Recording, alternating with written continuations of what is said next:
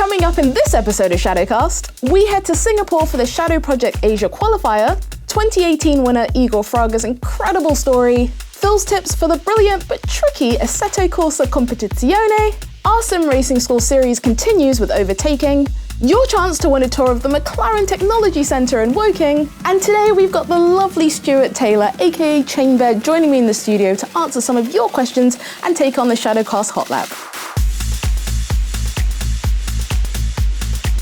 Hi there, and thanks for swinging by this 5th episode of Shadowcast, the monthly show full of McLaren Shadow Project goodness. Now, bear with me, because our guest today runs an F1 YouTube channel that's off the chain. Who writes this stuff? It's Chainbed! Thank you so much for coming on. So, I know that on your channel you cover the breadth of motorsport, but your content mainly focuses on Formula One. How's it been this season for you? What are some of your thoughts and feelings? It's been quite interesting, even though we probably know who's going to win the championship. There's not much debate around that. From race to race, we're kind of unsure what's going to happen now, and right through the field, which is actually quite exciting to watch, and there's been plenty to talk about. Oh, of course, yeah, no, and obviously you talk about it a lot. You've got this massive passion that comes through. Where did all of that start? Well, my interest in motorsport started when I was very young, and I was known since I was yay high as the little boy who could name every car on the road, which I'm still. People who meet me who knew me when I was that young and haven't seen me for 30 years. You used to know all the Vauxhall Astras, yeah. Amazing. Obviously your channel's quite well known for some of the predictions you made, and you've been pretty close some of the time. Do you have any predictions for F1 esports specifically? My predictions are around how much more seriously it's going to be taken over the next few years. I think we sort of still, as we're beginning to see drivers that have also got this sort of parallel esports background and have been racing in sims, it has the potential to be on the sort of levels that we see other tournaments like Fortnite or things like that. And it's interesting seeing successful esports drivers being given the opportunity to move into the meat space. Of course, yeah. No, it's nice that there's influences on both sides of things, and maybe who knows, Formula One might have something to learn from esports itself. Quite possibly. You might see that as well. It is a lot more competitive. Yeah, of course.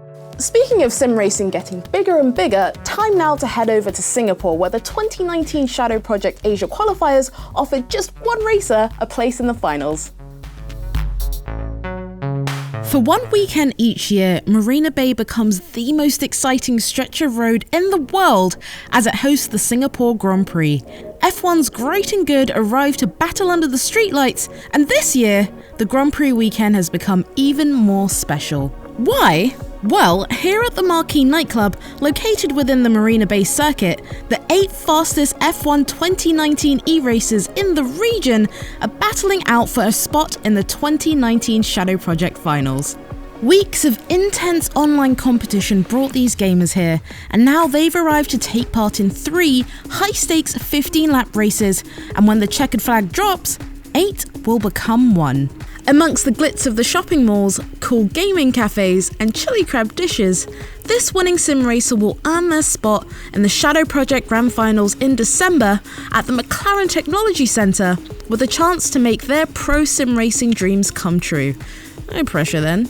So how do these hopefuls fancy their chances? This is Josh Perwin from Australia. I don't think my chances are as high as everyone's saying my chances are. I think a lot of people are trying to make me out as a favourite, but I don't think my chances are as good. There's a lot of great competitors out here. I think Valentino, also known as Neon Treedome, is probably a good shot. He's improved a lot since he last did competitive racing, and so I think he's one to watch out for today, and also Andika as well. He usually races other games, and he seems really consistent on this game as well. I think he's one to watch out for today as well. Here's Valentino from Singapore. I think I have a decent chance at winning as long as I keep it consistent and don't get any penalties by cutting corners. This is Andika Rama. My chances is I don't know actually, because this is my first time driving in F1 2019. Before that I raced another game, but so this is my first time. So yeah, I just learned this game maybe only for 1 month. Yeah, but I already make a good setup, I think. So let's pray for the best. And now that the qualifiers have made it here, the work's not over. There's plenty of prep to be done. Josh has got a bit of an odd ritual before the checkered flag too. I usually listen to like the same song a lot of times, but I don't think I'm going to be able to do that today. Maybe get some little sleep before the race. That's what I usually do.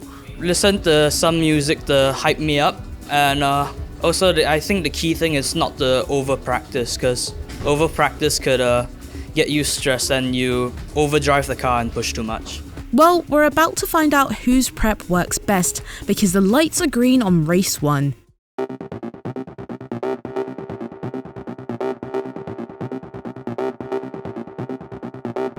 Josh gets a perfect start from P1 and holds position into the opening S's, with Valentino close behind.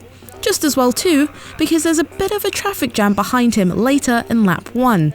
Making another move again. He's trying to fend. Oh, but someone is in the walls. Looks like that is Jason Prawiwa and Wang Li. Into lap 2, Valentino starts to take some heat from Andika behind in P3, who uses his engine mapping to push clear on the straight and take P2. The order's far from locked down in the lower positions, with Jason's recovery drive hitting a bit of a snag as he makes contact with Mohammed, but it's the latter driver who takes the worst of it. Oh, bit of contact here on Shear's corner, and unfortunately, Masvi has gotten the worst of it. Prarawa, who also spent some time in that logjam on the opening lap, now faces a challenge from Kazuki, who takes advantage when the Red Bull runs wide. That's the Japanese driver up into P5, and things go from bad to worse as Prarawa loses the back end just after the move's made. It's smooth sailing for Josh out in front though, who leads from start to finish and takes the win. So that's race 1 over with Josh in first, Andika taking second, and Valentino holding on to third. Josh knows he's put himself in the best possible position for the day ahead. And for the other guys, they all know who they have to beat. But it's all far from over as we head into race 2, which is, and can I get a dramatic sound effect please? Wet. Look at that standing water on the pit straight as the drivers get off the line, and as you'd expect with this much rain, it's absolute chaos going into turn 1 with several of the cars going offline and a couple of Haas getting in a tangle. Andika holds on to P1 while last race's winner Josh is down in P6. He's on the move though and makes it up to P4 by lap 3, and by lap 4 he's looking for a way past Kazuki for a podium spot. Not this time. A lap later, he nearly loses it on the start-finish straight, but a moment of near disaster quickly becomes a moment of incredible fortune. Some skills to back up it. Oh! Valentino tie into the wall at the Bay Area, and he's also held up Kazuki. That momentary lapse from Valentino slingshots Josh into P2, while Andika enjoys a 5-second lead out in front. Or does he? Whoa, Andika's got a 5-second penalty. Oh no. Andika exceeded track limits, and after the penalty, he's only 7/10 out in front of Josh, who responds with a personal best. The pressure's on in the closing laps, and it shows as Andika taps the wall and loses more time.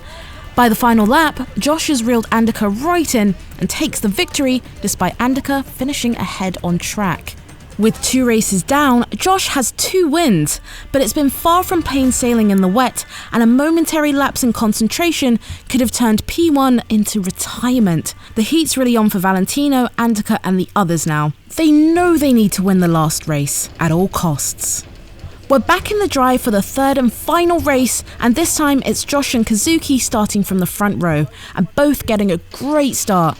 Josh's McLaren wipes that Racing Point's nose to slot in the racing line through turns 1 and 2, while just a few seconds later, Kazuki makes an error that costs him big. This line there in order to defend, but a bit of contact there. I think Kazuki Cho has ended up in the wall. That propels Valentino into P2 and Mohammed into P3. Jason and Andika trade paint on lap 2 after the Racing Point outbreaks himself, but both stay pointing in the right direction, which is more than can be said for poor Kwang Lee, who spins out on lap 6, and Kazuki on lap 8. And Kazuki, no, that's not the way you want to take that corner, man. The pressure's telling now as the tyres are getting worn, and even the imperious Josh clatters against the barrier on the penultimate lap, but he's able to stay ahead, and you guessed it, take the win once more. Across the line, takes the entire championship. What a race here from Josh Korean. incredible action from start to finish from all the races here at the Marquee nightclub, and a well-deserved overall victory for Josh, who will be representing his country in the finals at the MTC. And of course, our favourite F1 driver Lando Norris even made a surprise appearance to hand Josh his well-earned trophy, and also posed for a few hundred selfies with the drivers as well. Josh also earned a tour of the McLaren pit garage just down the road where the Singapore Grand Prix was taking place. Looking very pro with those headphones on, Josh. He's been close to the drivers before in the fan zone in Melbourne, but this is next level stuff for the young sim racer. So, how's Josh going to celebrate? I think a bunch of us drivers are going to go out for dinner.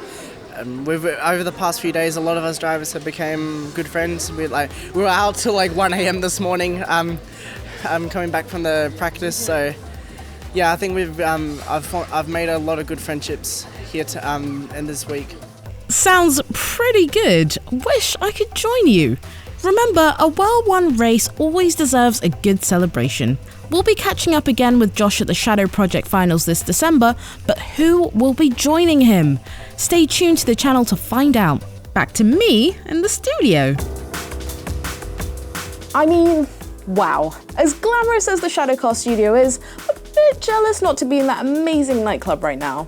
And congratulations to Josh, who qualified for the 2019 Shadow Project Grand Final in December. See you there. Becoming Shadow Project champion takes a certain kind of character, drive and stubbornness, and the reward for all that talent is a life-changing role with McLaren. Igor Fraga knows all about that. We caught up with him at MTC to hear his incredible story from karting as a toddler to lifting the Shadow Project trophy at 19. Let's take a look. My name is Igor Fraga, I'm 20 years old and I am the McLaren Shadow eSport champion.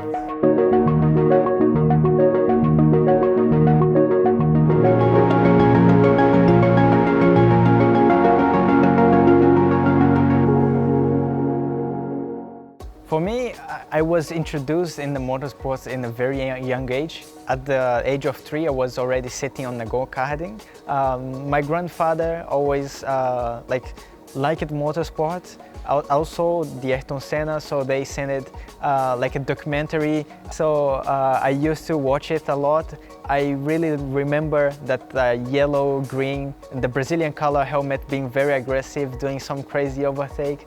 And I think it really gets me, and I have become very passionate in the motorsport. After that, my dad was planning to put me on the go-karting. So they bought me a steering wheel, PlayStation 2, and then it was when I started on the simulator. Back in the days was very much simple. You know, the technology were not advanced, but at least I was able to know what is throttle, braking, because it's very important when you are putting your kid to a go-karting.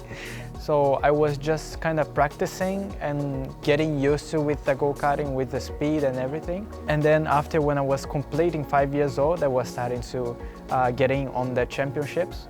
And of course, for this category runs until 6 or 7 age of kids. So you know that for a kid 2 years of age is a massive difference. So I was getting lapped by until I think I was the last, and everybody else just lapped me on the first race.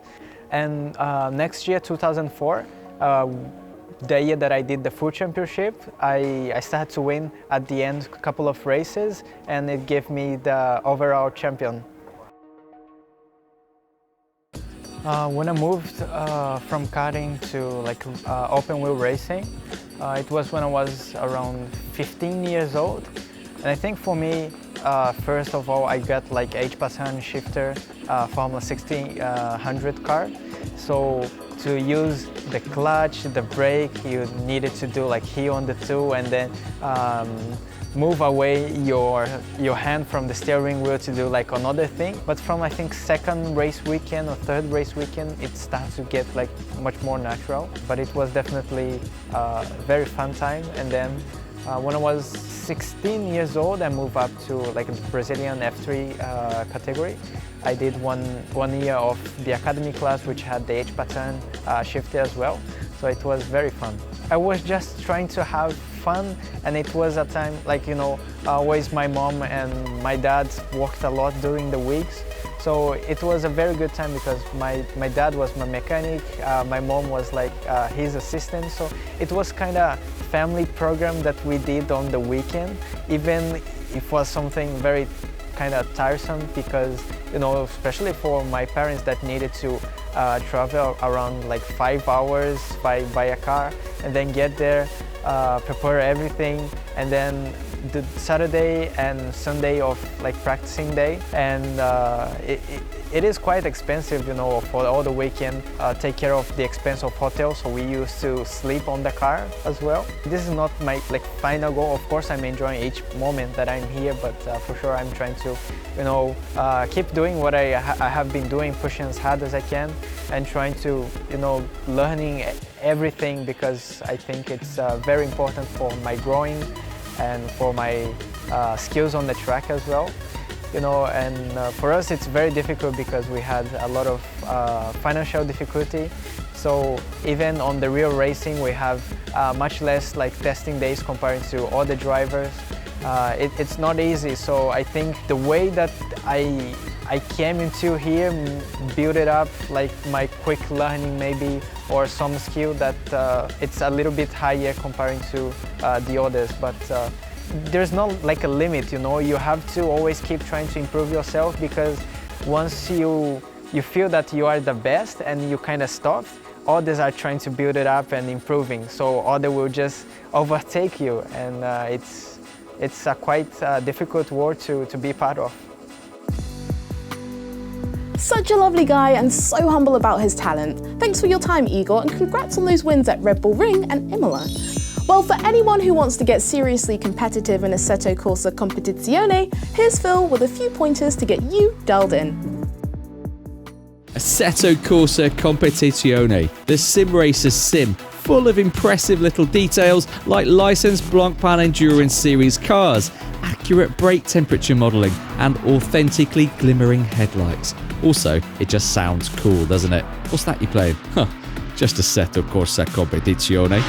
Being such a realistic sim though, a clean lap is often harder to pull off than a convincing Italian accent. Sorry, Nonna. And while we're best off leaving the latter to Shadow's own Italian stallion, Enzo Benito, we can offer a few pointers on this sim that'll get you hooked up and driving some purple sectors in no time. There's some incredible attention to detail in this game, and it even extends as far as simulated brake disc and pad temperatures along with tyre degradation. And that's great for when you want to get as close to the real thing as possible, but when you're just getting used to the cars and tracks, it's best to turn these off. There are plenty of variables to worry about without shooting off into the sand trap because you forgot to pump the brakes on your outlap and generate some heat into them. Similarly, tyre wear can pull you out of the zone just as you're getting your eye for those braking points and lines through the trickier turns. One lap and you're stuck to the tarmac, the next, well, you're back in that same sand trap again, this time because your tyre compound expired and left you floundering. In short, turn off these in the options and whack them back on when you feel more confident with your driving. Remember, there are realism presets too, so you can cycle between easier and more challenging experiences with just a few mouse clicks in the settings menu. Here's another always relevant tip for sim racing: consistency. Assetto Corsa Competizione basically spells the word out on the HUD and then underlines it over and over and over again until you start paying attention to it, because yes, consistency is really important. Especially here in endurance racing, where victories are forged out of solid granite over hours and hours of racing. Pulling off one worldie for a minute and a half won't count for much in Blancpain racing, but keeping every lap tight and mistake-free will. So heed the game's advice when you start out and spend a bit of time just trying to keep your lap times consistent with each other. Even if they're not that quick, you'll be glad you did in the end. These gorgeous endurance models don't quite have an F1 car's downforce, but you can definitely add a lot more in setup if you want a nice, stable, grippy feel. Adding a lot of rear wing will do that, but it's important to keep in mind that it will also make the car more resistant to direction changes at high speed with a lot of air passing over that rear wing. So during fast corners you might need to come off the power or even dab the brake where you didn't need to with the default setup. But the trade-off is a friendlier overall handling feel while you're getting up to speed with the game. If you don't feel like getting your hands dirty in the car setup just yet, you can try out the presets.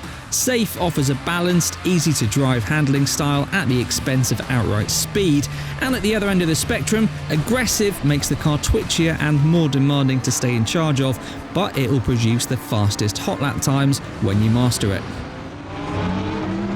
What you'll notice about this sim straight away is that it's not going to sugarcoat your mistakes. In other words, if you miss the braking point going into a corner or get your lines wrong, that mistake has been made.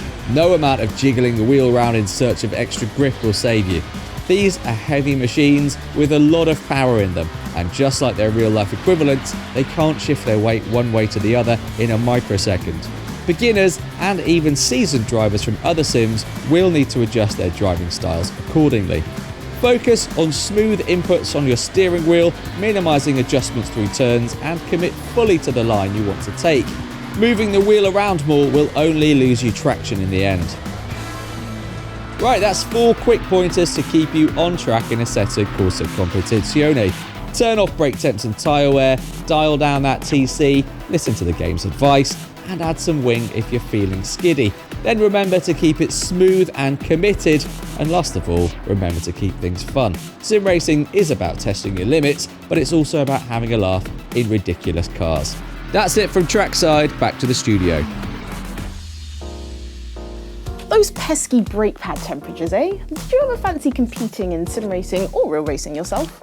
I really wanted to compete in real racing when I was younger. I was in a karting championship, but it gets expensive very quickly. And I did try my hand at iRacing for a little while, but again, by that point I was late 20s and just didn't have the knack anymore against these kids. So yeah, for fun, but not necessarily for doing well. So, Chain Bear, I know you're pretty familiar with quizzes. You do quite a lot of them on your channel, don't you? Don't like where this is going, Shay. Yes, I do. Yeah, I have this running series on my channel where beginning of the year, people will guess what will happen, put them on a bingo card, and we'll start crossing them off through the year. So, bearing that in mind, we've got something a little bit special for you. Are you ready to play the grid? First up is Formula One Frankenstein. So, we've merged a few familiar faces together. How many drivers can you pick out of a slightly alarming, this is actual nightmare fuel? All right, here we go. Well, the ears are Lewis Hamilton ears. He's very into his jewellery. Ding. That's definitely a Daniel Ricciardo smile. You can see the shoe juice dripping off it.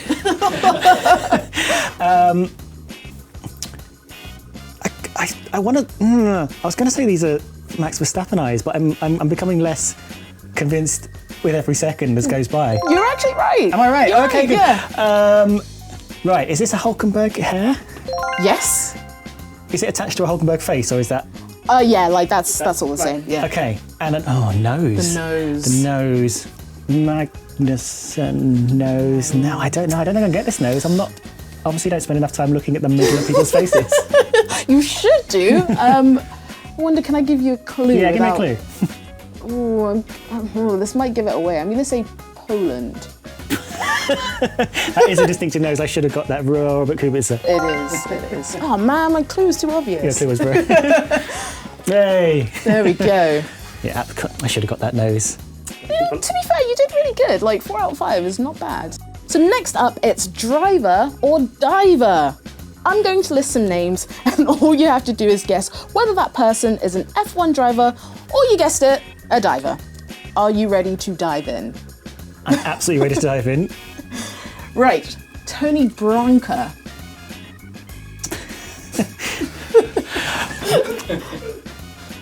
And this is an actual name. It's just made up names. Well, I do not recognise this name at all, so I'm going to go with diver. Oh, it's a bad start. Oh no! It's a bad start. Oh no! Your credibility is just. I know. He's bueno. It's a very drivery name. It is. Is it just because it's European? Sounding a little bit European. It's got the. Having a Z in it just feels a bit like Speedy. Not that. If it was a Louis Splashworth, then it might be a bit different. So yeah, I'm gonna go driver, but I'm fully prepared for it to fall on my face. Let's find out. Hey! Clearly there is a formula to driver or diver names. Like, you heard it first, folks. The last one, Jan Hempel. Oh, that's absolutely a diver name. Look at that. Hempel is the sound the water makes. Hempel. That's it. Let's find out. Yay! Ending on a high. Amazing. That's pretty good. Didn't hear of any of them. Just. Right, so the next round is a bit of a mouthful. Okay. It's the everyday objects that look like F1 tracks part of the quiz. Incredible. Rolls off the tongue. All you have to do is guess the track by the object. Not confusing at all, right? Monza. Yes. Nice. It's a good start. That's very good. I'm very impressed by that. See, that's interesting because I would have said Monza again. Abu Dhabi? Yeah.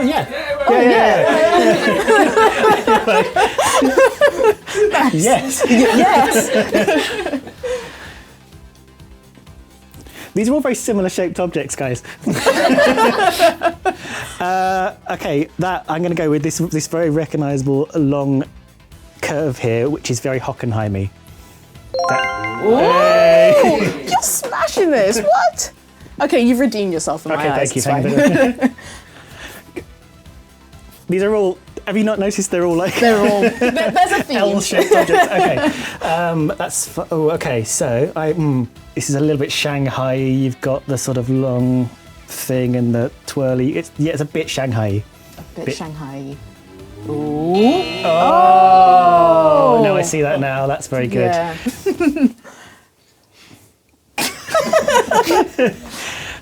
All right. Although that could be Shanghai, I guess. I guess it could be for Shanghai. Yeah, again? let's go. Come on, it's got to. That's good. That's very good. I like that a lot. I don't know how long it took you to find that, but that's very good. Pretty good show on the tracks. You pretty much smashed that. I'm very proud. Very good rounds, by the way. I might nick them. So now it's time for turns of phrase, which is the classic say what you see round. Ooh. Of course, it has an F1 twist, so you have to guess the track corner from the picture clues. Sound easy? We'll just have to find out. Here we go. Well, this is obviously Bare Boots Damon from Spa. Right. Okay, so right. Yeah. Hill. Paddocks Hill. Oh, nice. Docks or docks. Nice. Yeah. Hey, nice. Right, next up. Mirabeau. Yay. All right, I'm back on my form now. Feeling himself. Let's go. Ooh. Yeah, I was going to say, that was very short-lived. Parabolica. Nice, nice. You really smashed that one. I like the clapping as well. It's like being on Steve Wright in the afternoon. Right, so that brings us to the end of the quiz. Round of applause for Stewart. You did really well, and like I said, we sprung that on you. An effort was made. Most importantly, no, really good job. So if you've been following our Sim Racing School series, you'll already have some of the basics down. In the latest class, we're building on those foundations with Racing Line 101. Shh, no talking. Some people are born to set lap records. For everyone else, there's our Sim Racing School videos. And in this vid, we'll cover the racing line. Let's get to it. Our Sim Racing School series is all about giving you the skills you need to compete in virtual motorsport. And that makes this little knowledge bomb especially important because getting up to speed with the racing line is essential for, well, just about everything else in sim racing. Think of it as the foundation you'll build a house of motorsport techers on. Class in session. Let's break it down into basic racing bro vernacular. The racing line is just the shortest possible route through a track. That is literally it. Smash that subscribe button if you enjoyed the video. Catch you later. Alright, just kidding. There's more to learn, but that simple definition really is accurate, so there's no need to think of the racing line as some magical secret pathway only pro racers know about. Now we know it's the quickest route, next we'll get to understand why. Can we get a corner for this, please? Ah, there we are, perfect. This is turn 1 at Spa-Francorchamps, and it's a fine corner. It's actually a pretty tight hairpin followed by a really long flat out section. So the quicker you can get back on the power after taking the corner, the quicker you will be all the way down that straight. It's a great example of taking the classic racing line through a turn. For a right-hand turn like this, you'll always want to approach on the extreme left-hand side. Let's have a look at why that's the case by doing it wrong. So very wrong. Here we are approaching the turn tucked right into the right-hand side. We're braking at our usual braking point, then turning in. But now we've got an incredibly tight angle to get around, and we have to slow right down to enable the car to reach that angle. Our mid-corner speed is at a crawl, and that means it takes us longer to accelerate onto the straight, so we're slower all the way down it. Nightmare. Now let's try again, approaching on the left. We hit the same braking point, and since we've got loads more room on the right-hand side this time, the angle's much wider, so we can carry more speed through and get on the power earlier. Much quicker. And that's why the ideal racing line into a corner is always on the opposite side of the track to the apex you're aiming to hit. Simple so far, not breaking a sweat yet. But what happens when we throw some trickier corners into the mix? Here we are at Shanghai to do exactly that. The lap begins with a fast right-hander which tightens as it goes on, immediately followed by a left-hand turn on a downhill section. We know to line up on the opposite side of the track to the apex when we approach the braking zone, and in this case that's the left. But since we know the turn tightens, we have to wait a bit longer before aiming to clip the apex. Why is that? Because we want to clip it at the tightest section of the corner, and since this corner is asymmetrical, we'll need to wait a little bit longer than usual before cutting in. But look, don't take our word for it. Let's see what happens when we do it the wrong way again and turn into the apex super early. We've already scrubbed off a lot of speed to get over to the right, and now we need to keep slowing down in order to stay tight with the apex. As we approach the tightest point of the corner, we're at an awkward angle as we have to leave the right-hander, which slings us out onto the inside of turn 2 right before we need to start turning. So now we're doubly compromised. Mistakes have been made. Hey, what was he doing? Now let's use a nice racing line that straightens out both turns and lets us keep max speed through the S's without having to chew the steering wheel like a handful of Percy pigs. Approaching from the left, we flatten out the first part of the corner and stay to the left where we start braking hard for the apex. Now it's time to turn in at the sharpest point, and our angle on exit is just peachy for putting us over to the outside of the left-hander. Crushed it. Using those principles, you've basically got racing lines nailed, whatever circuit you're on. But there are still occasions when you will need to move off it. As nice as it would be if other drivers just politely moved out of your way when they realised you were faster than them, that's not how it works in the real world, is it? No, in real life they'll block you with every fibre of that carbon chassis, cursing you on their race radio all the while. So you need to get creative to find a way past. Overtaking is an art form in its own right, but as far as the racing line goes, you should keep in mind that often the best way to get past someone is to take the inside line, aka the wrong line we illustrated earlier. It's definitely not quicker, but taking that position means they have to wait to turn in after you, so you're effectively forcing them to let you through. Keep in mind though that you'll have to get on the brakes much earlier than normal because of that tighter line you're taking. There's no point in making the lunge up the inside if you're just going to overshoot the corner, because the other driver can then just skip past you again on the corner exit while you're scrabbling around off the track. That's it from trackside, back to the studio. Thanks, Phil. I use a very similar strategy on my walk to the tube station each morning to cut past my fellow commuters. Straighten the corners, block them out, make the pass. So now it's time to hear a bit from you now. Earlier we asked you what your favourite corner is for overtaking in the F1 calendar. Here's what you had to say. So at Finbar Ard said last chicane Canada, love getting near the wall of champions. Oh, that's good. Overtaking, very, very tricky there, and that's a corner where you can lose a lot of time or gain a lot of time. At least you got the runoff over the chicane, should you get it wrong, which I often do. Amazing. So at Lucas S. Joe says, turn 8, 9 and 10 at Spa. Yeah, that's a good little complex. You're just coming off the very long straight out and through Eau Rouge. You've been full throttle for about 20 seconds by that point. Chicane's a good overtaking point, but then the next corner is a good chance to get it back if you've been overtaken there. Nice. At Ochua BMX says 130R. You're a brave person to always take through there. At least in sim racing, you're not going to plough into the wall and hurt yourself if you if you fail. That's a very, very fast corner. And at Ashvin Kumar 5 says bus stop chicane. Yeah, again, very, very tricky. You've just come off being full throttle for a long, long time, and then it's suddenly incredibly, incredibly tight. Yeah, you can pull off something wonderful there, or you can crash horribly. I'm actually not a big fan of the current layout bus stop chicane. I preferred one of the older layouts when it actually was more bus stoppy. Amazing. Thanks for all your answers, folks. If you want us to put your question out there to the masses in the next episode of Shadowcast, get in touch with us by leaving a comment here on YouTube or go to @McLaren Shadow on Instagram and Twitter. And now onto the Hot Lap. We've had 3 challengers who stepped up to take on the Shadowcast Hot Lap Challenge now. 1 lap at Silverstone in a 720S and R Factor 2, no second chances. Rudy Van Buren went first, and his 1:59.1 is still the fastest overall. Bono Hui's got close in P2, and last episode, Activision drove a commendable lap, good enough for P3. So Stewart, what are your thoughts? How do you think you did? I'm not going to lie to you, not amazingly. I'm not a sim racer in the everyday world. The one benefit I do have is I did do the Silverstone track walk when I went up for the WEC earlier this year. So I have literally walked the track as if I was a real driver. That's always handy. Well, shall we see how you did then? I guess we'll have to. Let's take a look. Right, take me through it. Okay, so these are the first couple of corners on the new layout circuit, not so new anymore. Quite exciting, normally fairly flat out in a Formula 1 car. Probably faster than this in this car if I wasn't driving it. Quite pedestrian really, but I was still getting used to not spinning off at every corner. This corner caught me out quite a lot because it felt very, very different than it does on the F1 games. It felt a lot tighter than I remember, but I think that might be just the handling of the road car, if you can call it that.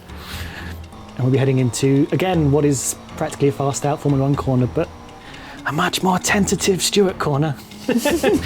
And now onto the very famous Maggots Beckett's if we ever get there. It's an interesting, it's so hard to get around because it gets tighter and tighter with each more lap of the chicane, and I almost lost it but didn't. I mean, this is quite tidy a lap. I mean, this would be good for a sort of first practice lap. And then on to finish the lap in record pace. Well, should we find out how you did? Yeah, what are we looking at here? Who's my...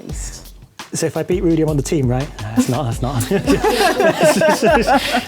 2:10.8. What do you think? See, what I've done is I've come here to give a nice amount of space for other people to slot into and not be last. Exactly. Because as far as I'm aware, every time someone's come on, they've come last. Yes. So now they can come in and come not last.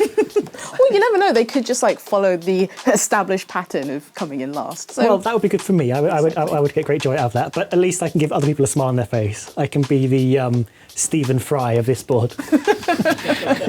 Right. So on that very positive note, it is time for our competition. And this one's proper exciting. We're offering a guided tour of the McLaren Technology Centre plus some swag to one lucky winner.